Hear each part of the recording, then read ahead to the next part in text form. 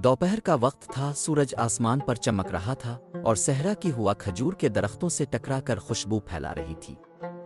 एक खामोश गांव के कोने में एक छोटा सा लड़का नंगे पांव गर्म रेत पर दौड़ रहा था और उसकी हंसी गूंज रही थी।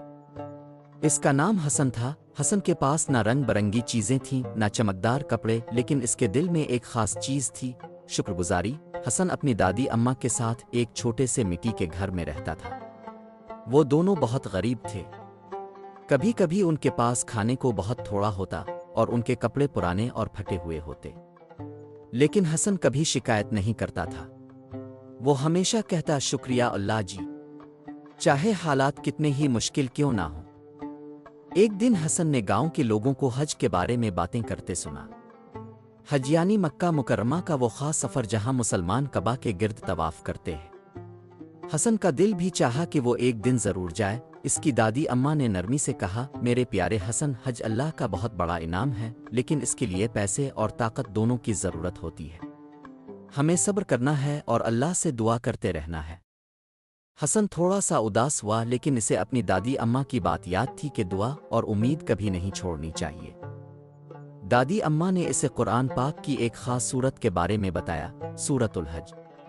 उन्होंने कहा, जब जिंदगी मुश्किल हो तो सूरतुल हज दिल से पढ़ो और अल्लाह से सच्ची दुआ करो, वो जरूर सुनेगा और तुम्हारे लिए रास्ता खोलेगा। हसन ने ये सूरत रोजाना पढ़ने का फैसला किया। वो सुबह और शाम खामोशी से बैठता और प्यार से सूरतुल हज पढ़ता। आ अल्लाह अब इज्जत और ताकत वाले हैं। अपने आसमान और जमीन बनाई। आप हर चीज को देखते हैं और हर दुआ को सुनते हैं। फिर वो आहिस्ता से दुआ करता, आ अल्लाह हमारी मदद फरमा, हमारा रास्ता आसान बना और मुझे और दादी अम्मा को एक दिन हज करवाने की तौफीक दे। दिन गुजरते गए, लेकिन हसन और दादी अम्मा की जिंदगी वैसी ही रही। खाने पीने की कमी, पुराने कपड़े और गर्म धूप, लेकिन उनकी उम्मीद और दुआ कभी कम ना हुई। फिर एक दिन एक मेहरबान आदमी खैराती इदारे से गांव आया। इसने हसन के सब्र और ईमान के बारे में सुना था। इसने कहा, अल्लाह ने तुम्हारी दुआ सुनी है। हम चाहते हैं कि तुम और तुम्हारी दादी इस साल हज पर जाओ। हसन का दिल खुशी से धड़कने लगा। इसने दादी अम्मा को गले लगाया। आंखों में आंसू थे, लेकिन खुशी के। इसकी दुआ कबूल हो गई थी। ये मुश्किल वक्त में एक कामयाबी थी। इसके सब्र और दुआ का इनाम। वो दोनों मक्का मुकर्रमा गए। वहां हर तरफ से आए हुए हाजियों के साथ वो भी तवाफ करने लगे।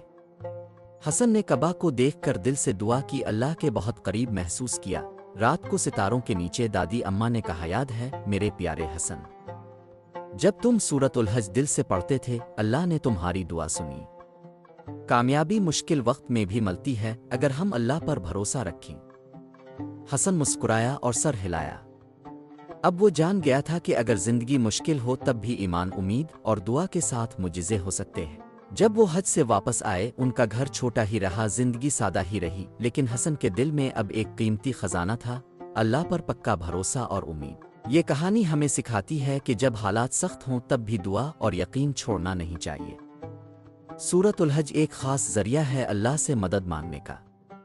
जब हम सब्र और सच्चाई से दुआ करते हैं तो कामयाबी जरूर आती है, कभी कभार ऐसे तरीके से जिसकी हमें उम्मीद भी ना हो।